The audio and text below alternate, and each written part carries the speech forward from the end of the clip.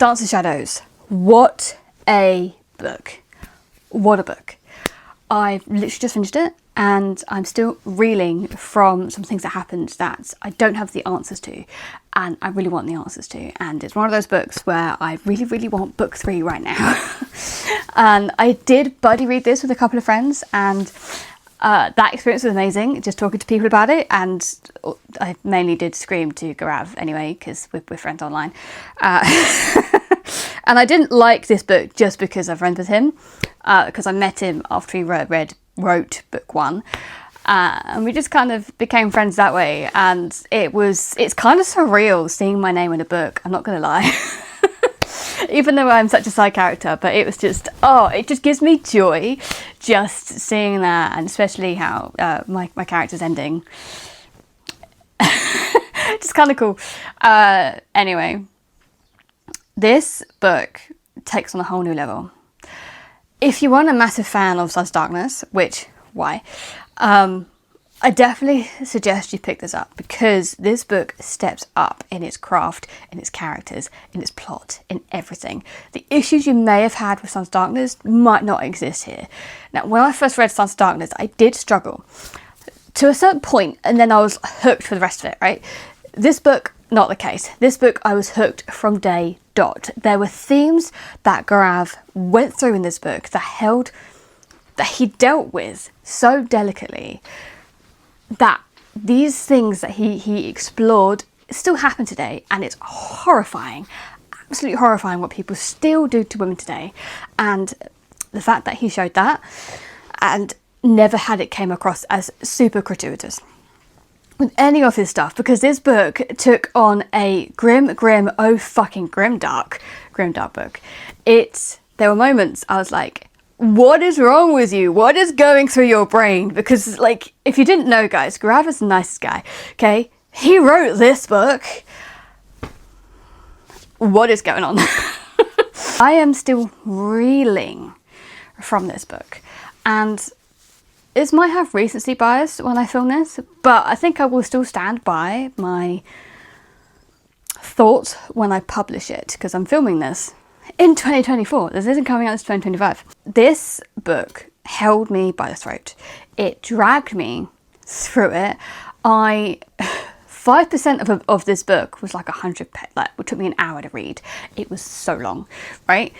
But so much happened. Like at the beginning of the book, you're learning about some of the characters that are appearing in book 1 appear in this book, but not all of them, because this book runs a similar timeline.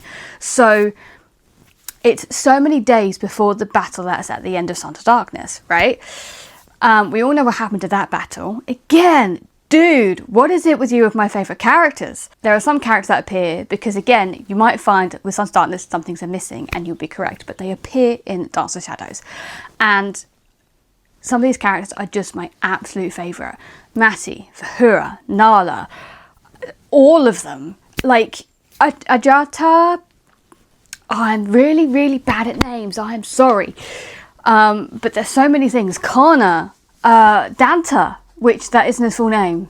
You will know why they call him that later when you read the book. Because I can't say his full name. I'm sorry. I don't have the audiobook ready to tell me how to say these names. There's so many characters, and the journey they go on, like when you think about, when you meet them, and then like knowing the strings that they're going to pull, like what Matty did in Sons of Darkness. Sons of Darkness, and then you see her in Dance of Shadows, and her on the cover. This is just absolutely mentally insane. And the journey, even she went on. Her journey, oh my god. Like, I loved her anyway, but I love her even more. And some things that just happen to all of these characters are so brutal, but they do go in a little bit of detail, so do like definitely check trigger warnings. If you're unsure, message me on Instagram and I will help you out, because this book does get dark, but alongside this darkness is a sense of humour, and I've never laughed so much in my life, which is why I think if you love Joe Abercrombie, you will love this book. And not necessarily because that Gourav used George R. R. Martin and the First Law as inspirations for Sons of Darkness, along with the poem, the Indian poem it's using as well. because of the humour, and it's not a Joe Abercrombie humour, it's a Gourav Mohanty humour, and it is so funny. There are things that happen, can be a bit crude, so if you don't like crudeness, might not be your thing, but it is so funny.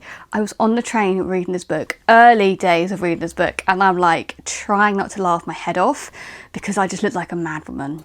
Well, let's face it, I do it anyway. But it made me laugh so much, and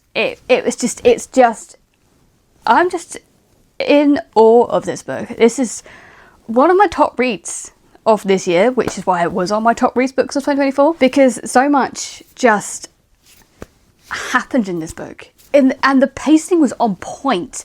Like, so much happened, but I never felt like it dragged. I also never felt like it was rushed.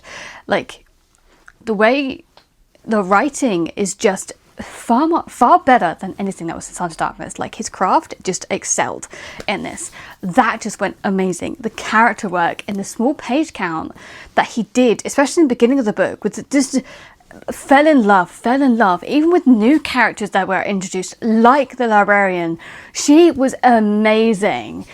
And then so much happened, and then you get to the last like 20% of the book, and I'm like, holy shit, what's happening? What is going on? I cannot put this down. This is incredible. It took me so long to read it because it's a bit, I think it's like 800 and something pages in a hardback. But it's still such a good book, and I was just glued to the point where if I was looking after some dogs, and I was glued. They started barking. I shat my pants, like, what the fuck, because I forgot I was existing in this world. That is telling you something, especially for somebody that, one, doesn't happen to that often, and two, does not see things when they read, right? I have no visualization. There were some things, the way Gourav wrote them, that I was visualizing so well, and it was just absolutely incredible. I cannot tell you how much I love this book. I'm not going to go too much into the plot because it's just going to spoil the book. You just have to read it and trust it is good. Trust me, it is good. I'm going to be thinking about this book for fucking ages. There were some things that happened to characters I had to sit back and go, whoa, what have I just read? Even knowing that Gourav is a really, really nice guy, and like, you wrote that? Dude, what is wrong? Who hurt you? There's everything going on, especially Matty's journey. I loved her journey, but so Dante's journey as well. His journey through this book was just incredible. There were so many characters, but nothing felt lost or disjointed. There was a couple of times I was a bit like, who's who? And there is a cast of characters list in the beginning of the book. You might recognise a name in there. But the ebook on NetGalley had a lot of issues. It got uploaded as a wrong, like, only the ending of the book. But then he managed to sort it, and then it's fine. But it didn't come across, like, the cast of characters, like, it didn't load very well, which was fine. But it will be there in the main book, and I'm sure it'll be fine. Would be handy because, again, being an Indian retelling of the Mahabharata poem, which I'm not Indian, obviously. There are some names and stuff that my phone ran out of storage, so let's try this again, which is really, really annoying. But yes, characters. There were some characters that I struggled to figure out who was who a little bit, but I think that's just because I didn't have that to flip back to in the Kindle. It was a bit difficult, especially on an ARC, to flip back to and stuff like that, but I don't think that's going to be much of an issue with the physical. I kind of knew what role they were playing. There was a couple of them I was like, that's who now, which was absolutely fine. But character's journey, the characters did really sing in this for me. They were just incredible. They were just amazing, especially like Matty's journey. Like, even Nala, when you think about her, like, she does take a role, but she's not a main role in the story. And even her journey, I'm like, whoa, what is going on? And there's a point where a character is through the catacombs, and that is creepy as fuck. Like, catacombs are creepy as on its own, but with this you're like, what? I think I might have to go turn my light on. And then Matty, oh, her journey, she has got to be one of my favourites, my absolute favourites characters. Her journey, everything that's going through, the twists and turns that have happened, her realisation of a couple of things, you know, and then the ending that happened at the ending, and I was like, no, but it had to happen, and I was like, there's so many epic moments in this book, so many epic moments, like there was a couple of things where I was kind of like, really, that could happen, but it was easy enough to suspend my disbelief to believe that, because I was like, oh, okay, cool. And that's kind of where like humour side comes into it as well. Epic moments. Some of the battle scenes, like, don't get me wrong, he's not writing battle scenes like John Gwynne, okay? But they're concise, they're clear, you know what's happening, and you are feeling for the characters. If you nail those 4 things, you're sold, in my opinion. You might not be great at them, you might not be John Gwynne. He's a fucking Viking reenactor, you're not going to be like John Gwynne. But the fact that you nailed those things, and I was like, towards the end, like, again, ending on an epic note, I was like, what's going to happen? Who's going to live? Who's going to die? Like, I was just glued to the page. Absolutely glued to the page. It was just phenomenal. This is not going to be a book for everyone. It's just not. Just some of the writing styles might not click with a lot of people. I, however, love it. I love how it's not overly flowery, or how it's very concise in what it's saying and getting across moments, and it fits so well with the pacing. It's far better than what it was like in book 1, and it was still good in book 1, but you can just see the craft, just like how Gourav has learnt. It's amazing, but it still isn't going to be a book for everyone. It's just not, but it's highly worth it. I definitely think you should try and go pick it up, because it's one of those books that I will be gravitating back toward. It is something that had me on the edge of my seat. It is a series that I think is really going to stick the landing, and if book 2 is any indication, I have a highly suspicion that book 3 is going to be even better, because this book never suffered with middle book syndrome. It was intense. There was not like brilliant moments, like, that I loved.